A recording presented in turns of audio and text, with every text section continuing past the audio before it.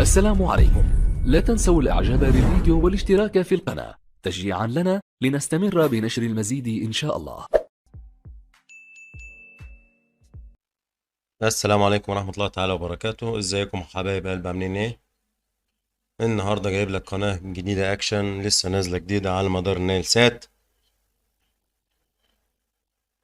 ده هيبقى موضوع حلقتنا النهاردة. لو انت اول مرة تشوفنا وتسمعنا يا ريت تشترك معنا في القناة ليصل لك منه كل جديد.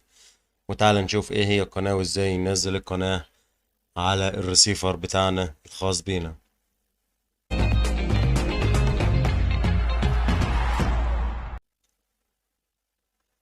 اول حاجة هتضغط زرار الميني موجود معانا بالريموت، هتظهر معانا اللوحة اللي امامنا، هتختار كلمة التركيب، تضغط اوكي، تظهر لنا لوحة أخرى إعدادات الهواء، وتضغط أوكي، يطلع لنا ده الأقمار الموجودة على الريسيفر. نختار قمر نايل سات ونضغط بالصليب يمين عشان تتنقل معانا لقائمة الترددات وتضغط أوكي. تلاحظ معانا في 4 ألوان تحت اللي هو الحذف وإضافة وبحث التردد وتعديل الصوت. هتعمل إضافة وتضغط على الزرار الأخضر الموجود معانا بالريموت وتضغط اوكي على اللون الاخضر. تلاحظ ان اللوحة اتنقلت على كلمة التردد وموجود في ريحها 5 اصفار. هنكتب التردد بتاعنا اللي هو 11595.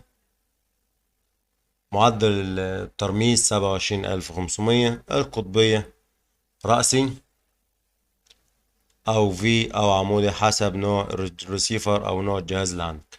تنزل تحت اسفل خالص وتضغط بحث اوكي. يطلع لنا تنبيه هل تريد حذف البرامج، ندوس نعم. تنبيه آخر بحث الشبكة وتضغط أوكي. كده الريسيفر يعمل بحث ونطلع خروج.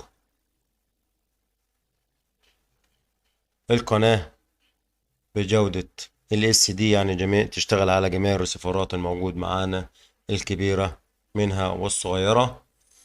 القناة اسمها حبيشة أكشن لسه نازلة جديدة النهاردة.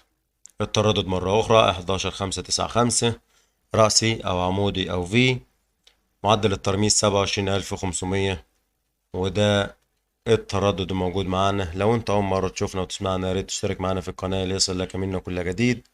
وشكرا على المتابعة والسلام عليكم.